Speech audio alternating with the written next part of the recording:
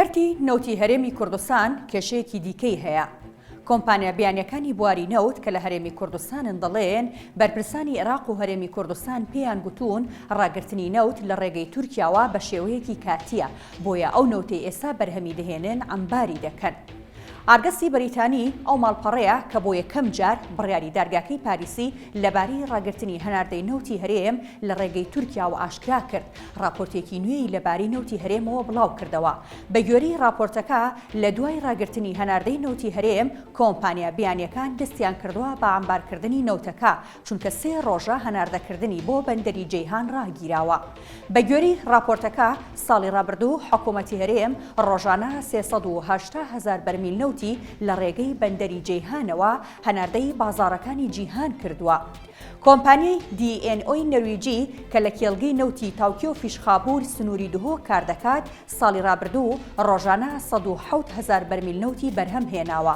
ئەم کۆمپانیایەش دەستی بە ئەمبارکردنی نەوتەکەی کردووە و دەڵێت لە کێڵگەکاندا توانای ئەمبارکردنی بەرهەمی چەند ڕۆژێکی هەیە.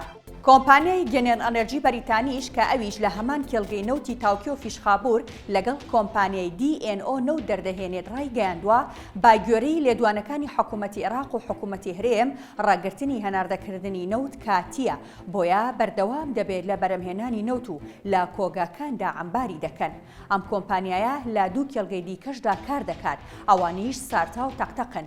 بە گوێرەی راپۆرتەکە لە سارتا لە 130 قازانجی کارکردن وەردەگرێت و لە کێڵگەی تەقتەقیش لە 144 قازانج وەردەگرێت. بە هەردوو کێڵگەکەش لە ساڵی ڕابردوودا ڕۆژانە زیاتر لە 9,000 بەرمیل نەوتی بەرهەمهێناوە.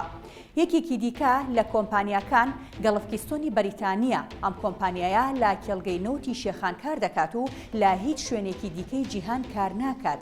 ڕایگەاندووە لەو کاتەوەی لە ڕاگررتنی هەناردەکردنی نەوت بۆ تورکیا ئاگادار کراونەتەوە بەرهەمهێنانیان کەمتر کردوتەوە. ئەویش لەو بڕوایەدایە ڕاگررتنەکە بۆ ماوەیەکی کاتی دەبێت.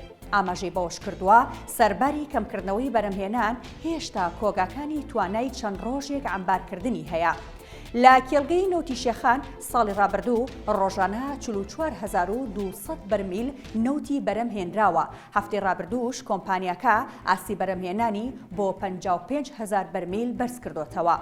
ماڵپەڕی ئارگەسی بەریتانی دەڵێت تاوەکو ئێستا ڕوون نییە ڕاگررتنی نەوتی هەرێم بۆ ماوەیەکی کاتی دەبێت یان درێژخایەن، بەڵام زۆربوونی چالاکیە دیبلۆماتیەکانی نێوان هەولێر و بەغداد هیوایەکن بۆ چارەسەری دۆخەکە چکاتی بێت یاخود هەمیشەی. بە گوێرەی گوتەی کۆمپانیاکان کە دەڵێن تەنها بۆ ماوەی چەند ڕۆژێک دەتوانن نەوت ئەمبار بکەن، لە حاڵەتێکدا ئەگەر بەم نزیکانە هەولێر و بەغداد چارەسەری کێشەکە نەکەن، وەک چۆن هەناردەی نەوت ڕاگیراوە، کاری کۆمپانیاکانیش ڕادەگیرێت.